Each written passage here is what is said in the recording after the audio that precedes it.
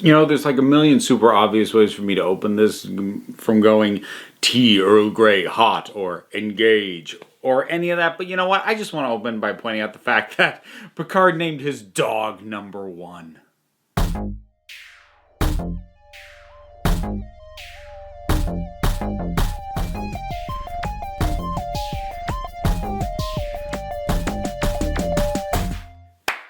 Picard! I didn't know if I was going to do this.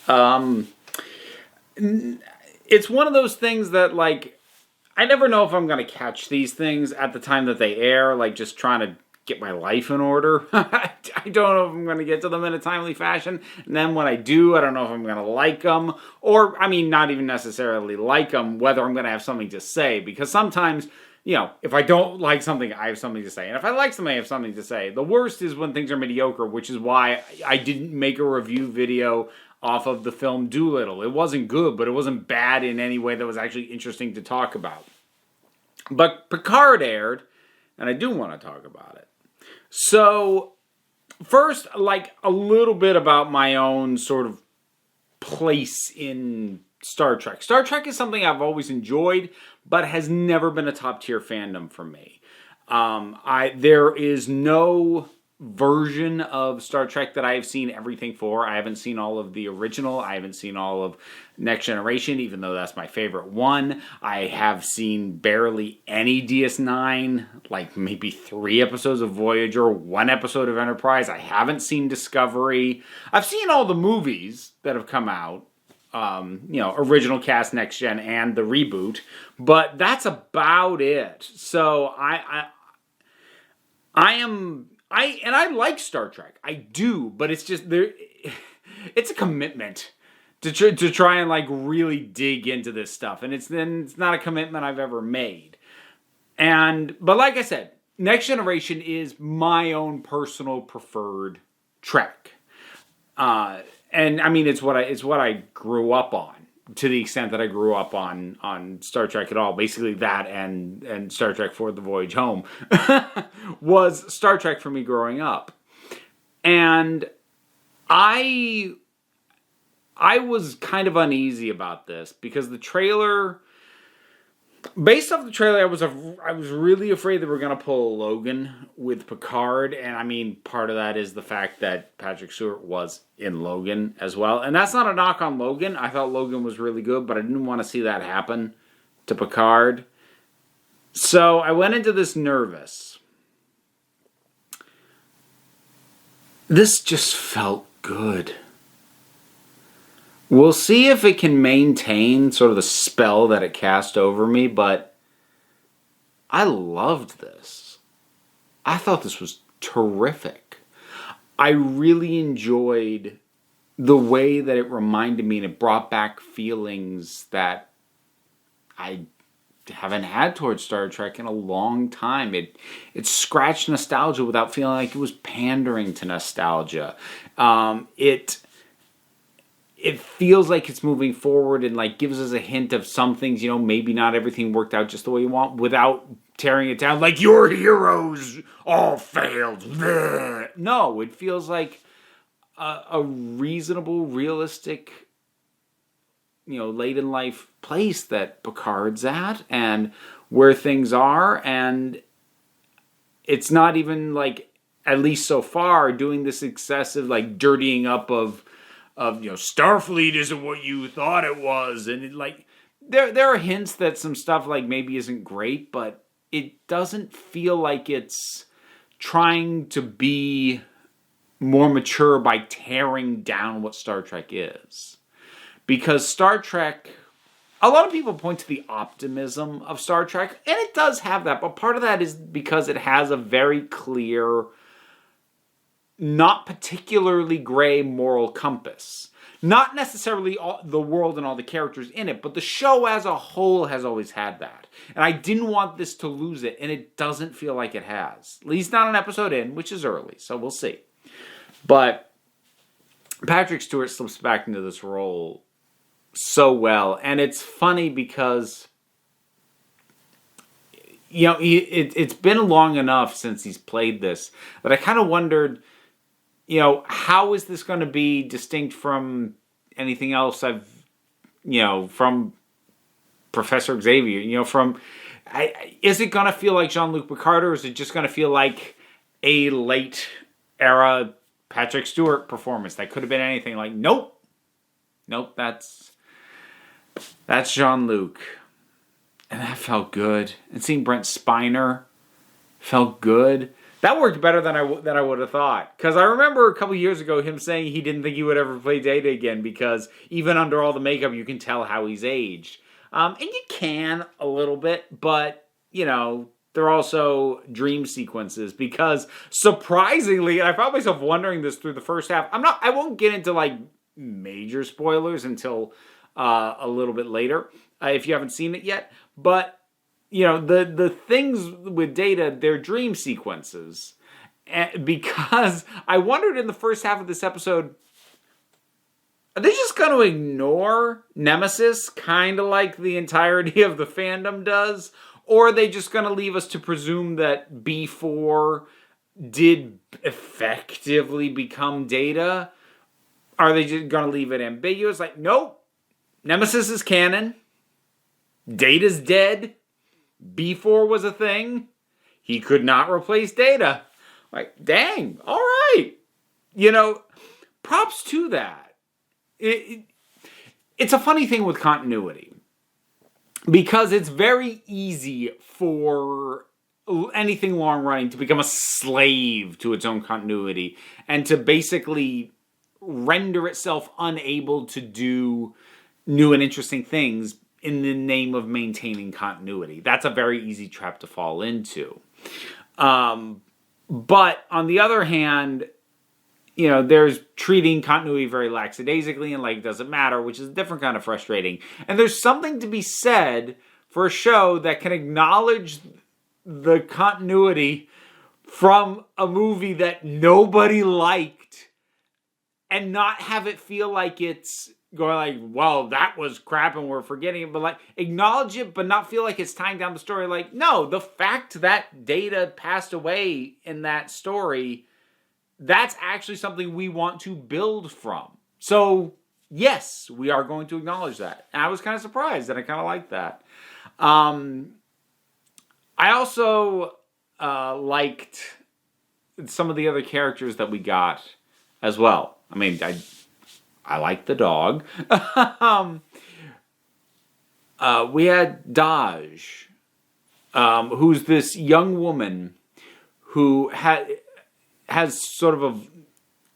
Basically, she gets attacked and then she defends herself and she doesn't know how. And then she has a vision of Picard. And then she goes looking for him. I was surprised how well I connected to her as quickly as I did. And I think a large part of that is Patrick Stewart really sold him caring about her. And I think that's a really good thing that they've retained about Jean-Luc. He's clearly a bit disillusioned. We get some indications of things having gone sour between him and Starfleet. So there is a little bit of that bitterness going on. But as soon as he sees someone in danger, he wants to help. And I think that's what I was afraid of. I was afraid that he was going to go, I don't do that anymore. Go away. And turn away the people who came to him for help. And that's not Jean-Luc. But this show knows that's not Jean-Luc. He sees someone who needs help coming to him saying, can you help me? And his immediate thoughts are, okay, let's figure this out. Let me figure out how I can help. Yes! That's great. I liked the, was her name Audrey? I think, was it? But the synthetics and robotics scientist that Jean-Luc speaks with. And she showed up in the this season on Picard thing, teaser for what comes later, which means she sticks around, which is great because she had great chemistry with Patrick Stewart, and I really liked her. She had She just had this wonderful delivery of these lines where like, oh, the short answer is no, and the long answer, that's also gonna be no. And then, later they start having this conversation, this longer thing, and they eventually get to the point where she's like, and now you're headed towards that no I promised you. I'm like, oh, this is good. This is wonderful. This is sweet. This is, oh, it is updated and modern and revised, but this feels like Trek. And I think it's because it's got that heart and it's got that spirit of knowing what the right thing is and doing the best that you can to attain it. And for remembering that that's who Picard is an embodiment of the ideals. He is what Starfleet is supposed to be, whether or not they actually are that thing. And I'm so grateful that this show remembered that. I'm going to get a little bit into spoilers because I'm going to talk about some of the stuff that happened at the very end of the episode or the tail end. So that's your warning. I don't think I'm going to spend a ton of time on it, but you've been warned. So I was surprised how hard it hit me when Daj died. First of all, I didn't expect it at all. And under other circumstances, I might have called she's actually got a twin sister played by the same actress, so now it'll just be her that we're dealing with. Normally, I might have called shenanigans on that, said that's kind of cheap, but I don't know. It worked, and again, I think largely because of Patrick Stewart, seeing the hope come back in his face, there's a twin.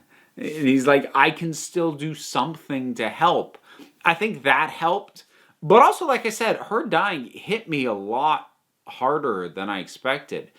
And again, I think that's a combination of the actress doing a really good job of connecting to the emotional core of the confusion and the fear and the frustration of this character, and Patrick Stewart absolutely selling how much he wanted to help and the impact of her dying hitting him. So between the two of those things, that hit me a lot harder than I expected.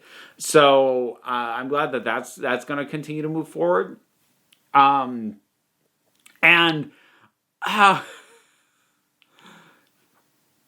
Romulans are in I'm assuming derelict, Borg cube.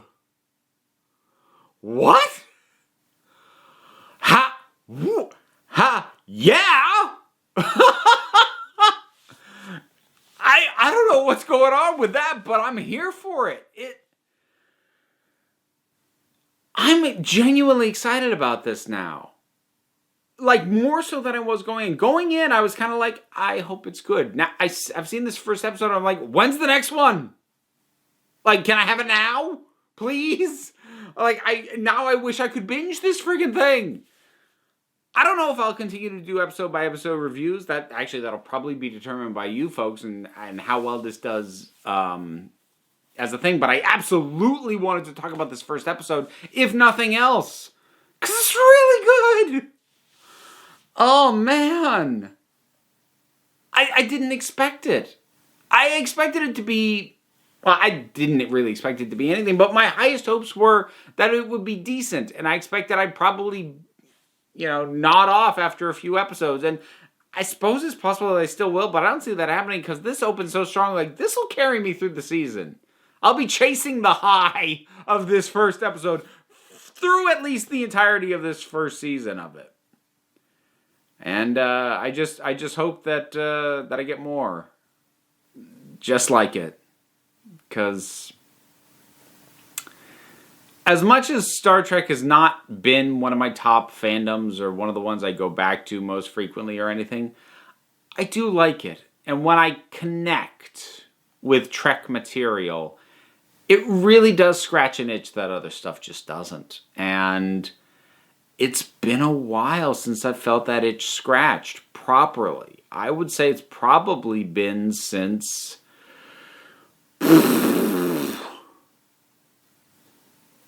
honestly, the last episode of Next Generation. I mean, I like First Contact, don't get me wrong, but it's a different beast. It's an action movie. And I actually like Reboot Trek well enough, but again, it's more action. It doesn't quite scratch that itch that used to be scratched by episodes of Next Generation and movies like The Voyage Home. And even though this isn't like directly feeling like it's trying to be those things specifically, it's evoking them so well that it's scratching that itch. And that feels good. Picard, first episode. You seen it? What did you think about it? Whatever your thoughts are, drop something down in the comments. Let's talk about it. If you wish to help me keep this thing going, I have a Patreon. Any support would be immensely appreciated. But even beyond that, you can like and subscribe, which help me in other ways by waving down the algorithm going, hey, people care. So that's appreciated as well. So plus there's links for stuff down below. I've got an Instagram now for the council. I think there's only like 5 things on it, but it exists. You can check that out. Other stuff besides, or don't. You don't have to, because end of the day, you're the council. I'm just running the meetings. And until next time, this council is adjourned. I should have done the Earl Grey gag at the front. I genuinely like Earl Grey.